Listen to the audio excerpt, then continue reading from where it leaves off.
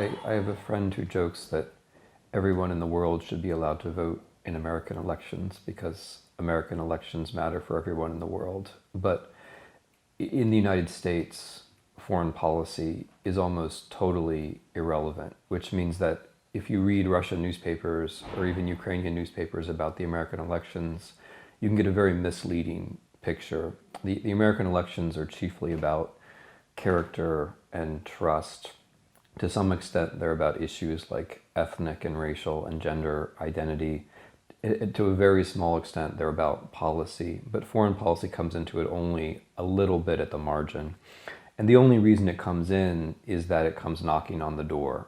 If it weren't for the fact that Russia is so interested in being a part of the US elections, Russia wouldn't be present at all either. As things stand, the only major issue in foreign policy which appears is the question of how to treat Russia. But that has to do with Russian foreign policy. It doesn't really have to do with the interests of the American people. Americans are not really thinking about foreign policy right now.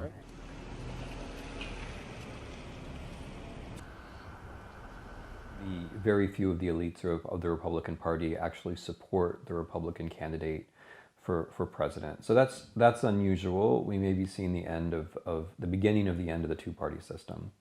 A second thing which is unusual about this election is the strength of the cultural politics. The fact that the last president was an African American and the next president is very likely to be a woman is something which many Americans, not most, but many Americans find difficult to take. And so for people who have those kinds of racial or gender prejudices, this election is really about identity in a very, very basic way. And Donald Trump plays to that very aggressively. We have never had a public figure, much less a candidate for president, who has so aggressively, at least in recent times, so aggressively played on both racial and gender politics. And the third thing, which is new and interesting, but which is not particular to America, it's common across the West, from us through Europe, through Ukraine to Russia, is factuality and non-factuality. So, I mean, rather than right and left, I think the main distinction between Hillary Clinton and Donald Trump is that Hillary Clinton basically resides in a boring world where facts are facts and truth are truth.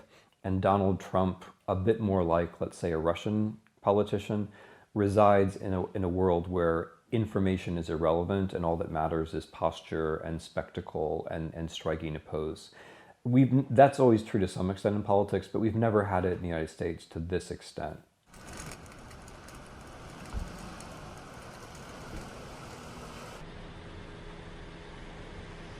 If you think of Ukraine, I would say that identity politics of this sort of, having to do with language or having to do with culture are less and less important in Ukraine. They're also less and less important in the United States.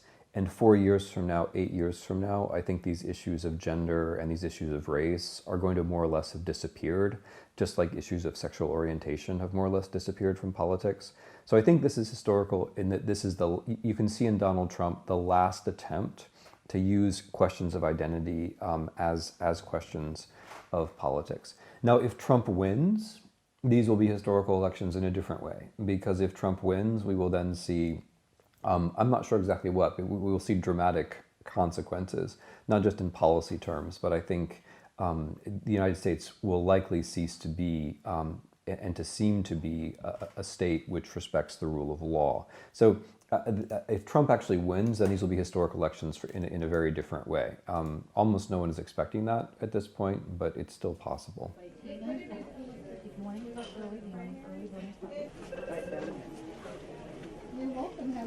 This sort of historical populism where the Russian leadership talks about a Russian past which has no connection to reality at all, and is sort of pure poetry, or where people who are in favor of Brexit talk about an English past, which also doesn't really exist. England doesn't really have a past. Britain has a past. The British Empire has a past. But to look for an English past, you have to go back 1,000 years.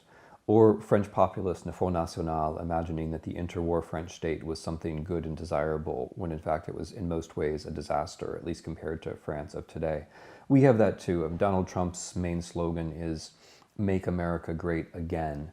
But no one really has any idea what that again was. And in many respects, the United States of 2016 is a better country than pretty much any other version of the United States. Now, all of that said, it leads to a different issue, which is probably more important.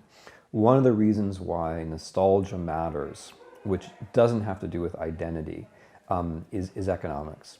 One way that the United States is becoming a worse country from the perspective of many of its citizens is in terms of inequality. And so many of the Trump supporters, they look at their children and they say, my children will never do as well as I did. And they're right? So they're looking at an objective phenomenon, which is the difficulty of moving upward in society. Again, something which Ukrainians know all about. They're looking at that and they're drawing cultural conclusions, which I think are the wrong conclusions. They're saying, okay, this is because the world is against us, or the women are against us, or the minorities are against us, or whatever. But there's a real problem. The problem of inequality is a real one. And as the United States becomes a society with greater and greater wealth inequality, candidates like Trump, populists who can say, like, I know about the world because I have lots of money, that kind of populism will probably have a future.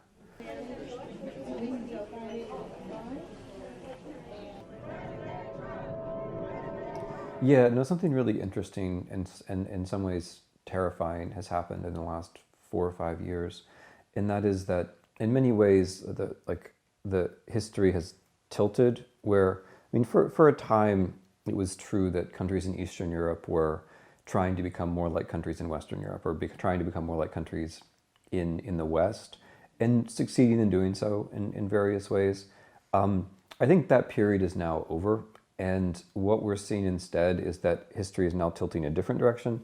And many things which happened first in Russia or happened first in Ukraine then happen later in the United States, So I find it very interesting that the people who A, understood Trump, and B, said he was a real danger in the United States were very often people whose main job was to write about Russia or to write about Ukraine. It was very often people who were mainly looking at Russia or Ukraine or Eastern Europe who recognized this type of politics and said, no, this is real and this is dangerous. Most Americans didn't recognize it and also thought this could never really happen here, whereas of course it has happened here. So, my own perspective is that our problems overlap with Russian problems, overlap with Ukrainian problems, and sometimes one can learn from Russians and Ukrainians to figure out what's going to come next.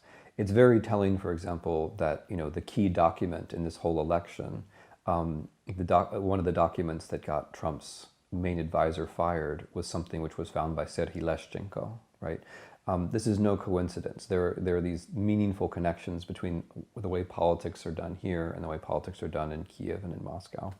Deporting undocumented workers. Well, he's used undocumented workers. He's made his product. The main way that the Trump candidacy is like a Russian political campaign is this total indifference to the facts of the matter, like complete indifference to statistics, to experts, just to whatever might actually really be happening in the world, and a total reliance on gestures, spectacles, cliches, insults, references to violence, and references to sex.